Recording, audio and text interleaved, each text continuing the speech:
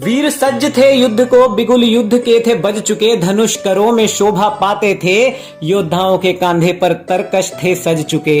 दुर्योधन जिज्ञासु था, सैन्य बल जानने का विचार था, पितामह भीष्म से किया उसने विचित्र सा सवाल था, यदि आप प्रण कुछ ऐसा कर जाओ, तरकश कांधे पर धरकर युद्ध में पांडव सेना के भक्षक बन जाओ, कितना समय लगेगा पितामह समस्त पांडव सेना के संहार को? अरे कितने समय में सजाओगे मेरे कंठ पर विजय श्री के पावन हार को? थे धीर वीर गंभीर भीष्म चित में मंथन कुछ करते हैं, बोले सभी वीर हैं मौजूद यहाँ, कहा कभी ये शंखनाद से डरते हैं, पर फिर भी जो मैं मन में ठानूं, तरकश को खुद के अनंत मानूं, शत्रु पर बारंबार प्रहार करूं, प्रतिदिन पांडव सेना का संहार करूं, वीरों की प्रचंड देहों को काल का मुख बन खा लूंगा, 1 मास का बस वक्त चाहिए, पांडव सेना का अंत मैं कर डालूंगा। अरे वीर पराक्रमी पितामह के शब्दों पर किसी को ना संदेह लगा, गुरु द्रोण से भी उसी प्रश्न का सुयोधन को एकमात्र ये ध्येय लगा। अरे गुरु द्रोण के भी वही शब्द थे, शस्त्र उठा रण में रुद्र की भांति रण चंडी को मैं उतारूंगा, 1 माह के वक्त में ही पांडव सेना को मैं मौत के घाट उतारूंगा। इसी प्रश्न पर कृपाचार्य का मत तनिक भिन्न सा आता है, युद्ध कला में निपुण हूं मैं भी, किंतु रण कौशल द्रोण भीष्म से कुछ कमतर सा रह जाता है। अरे यदि पांडव सेना की बात करो तो मैं भी उनको अवश्य हराऊंगा, 2 मास के वक्त में पांडु पुत्रों की सारी सेना मार गिराऊंगा। अरे अश्वत्थामा भी क्रोध में भरकर बोले, कालगति लाऊं शत्रु पर शस्त्र संधान जब ही मैं करता हूं, मात्र 10 दिनों के भीतर ही पांडव सेना का संहार करने की प्रतिज्ञा आज मैं करता हूं। इतने में अंगराज कर्ण आए, हृदय भाव उनके भी यहां पर डोल उठे। अरे डींगे मारने से लाचार तो पहले से थे, राधेय रोमांचित होकर बोल उठे, कोई मुझसा नहीं यहाँ पर सामर्थ्य अतुलित मैं भी रखता हूँ, केवल 5 दिवस में पांडव सेना मर्दन की क्षमता मैं भी रखता हूँ। ये शब्द सुनकर अंगराज के गंगा पुत्र के अधरों के भाव डोल से जाते हैं, ठहाका लहरा कर हंसते हैं जोर से, स्वयं को रोक नहीं वो पाते हैं, जो शब्द बाण फिर निकले भीष्म मुख से, अंगराज लज्जित से हो जाते हैं। आगे सुनो बंधु किस भांति भीष्म अंगराज की शौर्य गाथा सुनाते हैं।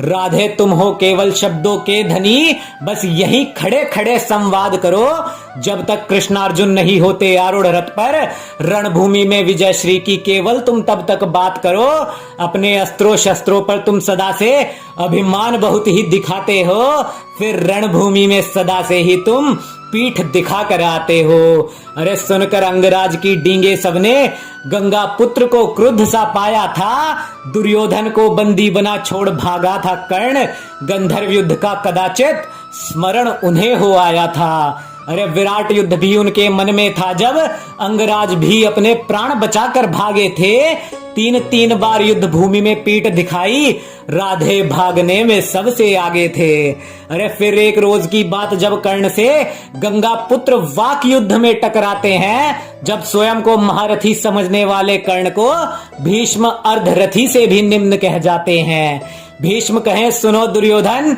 ये जो कर्ण है सखा तुम्हारा, सदा तुम्हें पांडवों के खिलाफ ये भड़काता है, ये कटुभाषी और आत्म प्रशंसी केवल तुम्हारे आश्रय से इतना ऊंचा चढ़ जाता है। ये मूर्ख अपने कवच कुंडलों से भी अब तो हीन होकर आया है, दूसरों के प्रति घृणा का भाव रखने वाला ये धूर्त मेरी दृष्टि में अब अर्धरथी रह पाया है। अरे कवच कुंडलों से हीन सा होकर ये अभिमानी काल के मुख में जाएगा, अर्जुन सम्मुख आकर रणभूमि में मूर्ख जीवित नहीं बच पाएगा।